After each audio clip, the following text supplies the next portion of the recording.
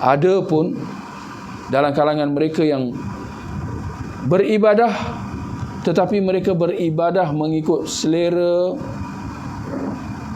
suka hati mereka. Ibadah ikut suka atau ikut cakap-cakap, ikut-ikutan orang kata, dalam keadaan dia dah tahu bahawa benda tu tidak ada contoh petunjuknya dalam as-sunnah.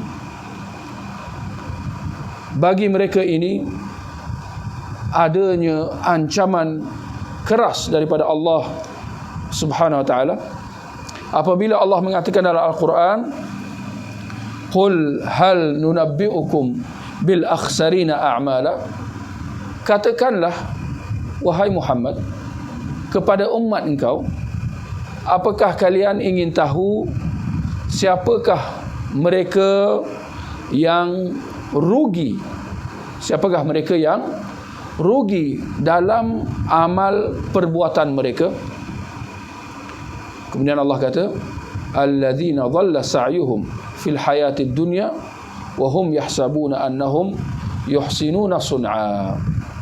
Iaitu orang-orang yang rugi dalam amal perbuatannya ialah orang-orang yang mensia-siakan amal usahanya di dunia.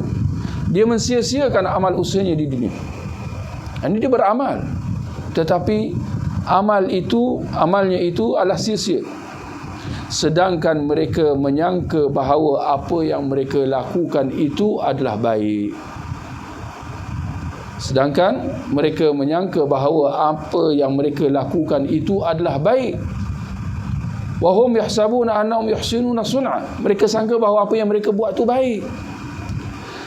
Dan kalau kita bandingkan dengan perkataan ramai mereka di luar sana, mereka kata ini kan baik, ini kan baik. Ternyata itulah perkataan yang Allah sudah jelaskan dalam Al-Quran, dalam ayat yang kita baca tadi.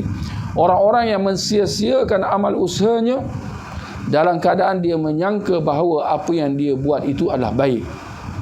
Maksudnya, ternyata bahawa dia sangka bahawa amal dia itu baik, tetapi di sisi Allah amalnya itu tidak baik sama sekali.